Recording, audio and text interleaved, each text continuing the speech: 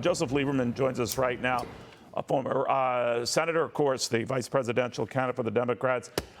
We were just talking about how each parties are playing this, Senator, and each saying that they won.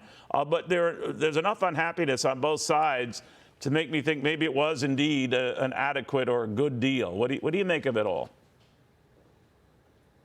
No, I think it was. I mean, to me, this is the way America's government should work. I mean, this is a genuine bipartisan solution. Both sides gave something to get a result that is good for the country, which is not having a debt limit crisis and defaulting on our debt, which would have been catastrophic to every American and to our credibility in the world. And the Republicans did get some spending cuts and some work requirements in one of the programs. And I love the fact that the Democrats and Republicans voted together to pass this rule in the House today. I'm proud that I think a lot of those Democrats were members of the no-label supported Problem Solvers Caucus of centrist Democrats.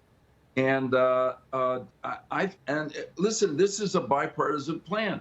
It should have bipartisan support. It's the Biden-McCarthy plan, and a great win for both of them as leaders. Where do you think it goes from here? Because I know people get excited about this on both sides about the things that were done, but we really covered only about 12% of the overall budget, right? I mean, so this is the part that really gets difficult down the road when you have to start including things like entitlements that you and others have argued have to be addressed, right. But we keep kicking that can down the road. Could this set the stage for maybe stopping the kicking? Well, it could. But that gets a lot tougher, and there's a lot more to do. For now, I think we should all celebrate that America is going to avoid a disaster, which is a default on our debt, and we're going to adopt some caps on spending, which are significant, probably somewhere between $1 trillion and $2 trillion less spending over the next 10 years. Why is that a big deal, though, Senator? I know people are bragging about that $1.5 to $2 trillion less spending, but enough spending that we're going to be adding $10 to $15 trillion more in debt at a minimum. So we delight in the fact that it could have been maybe 16.5 to 17 trillion. But the fact of the matter is we'll be deeper in debt than we were going in, and every year adding a couple of trillion more. Right. Well, so that's the work, and it's big work and tough work that remains to be done. But you remember the old Everett Dirksen line, a billion here, a billion there. Yeah. After a while, it gets to be real money. Now, $1 trillion here, $1 trillion there, that's real money.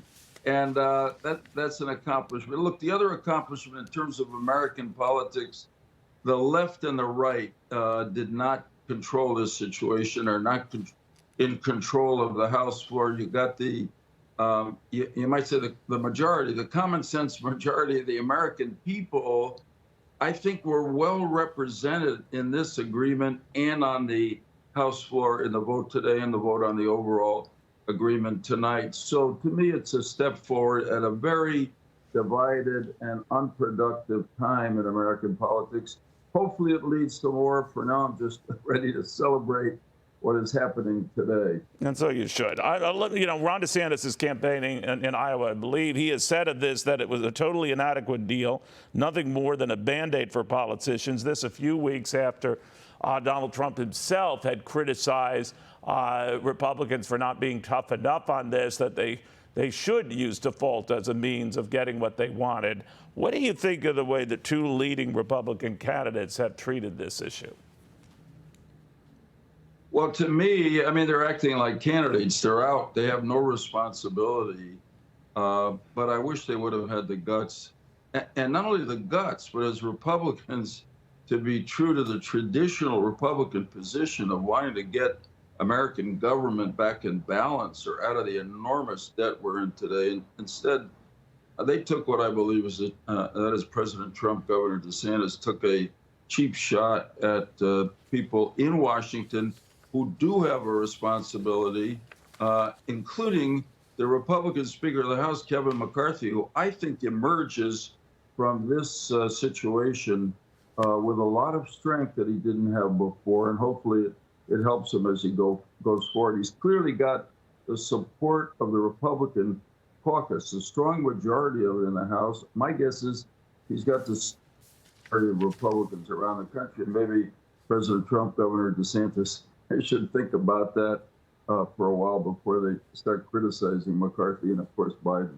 That's a very good point, because to your point, there are 222 Republicans in the House, and 181, 182 of them were on his side in this. So we'll see how that all sorts out. Joe Lieberman, always a pleasure. Thank you. Thanks, Neil. Good to be with you. Hi, everyone. I'm Brian Kilmeade. I want you to do me a favor. I want you to click to subscribe to the Fox News YouTube page. This is the only way that I know for sure that you're not going to miss any great commentary, any great news bites, any great interviews coming your way on Fox. You can get it all here on YouTube. So subscribe right now.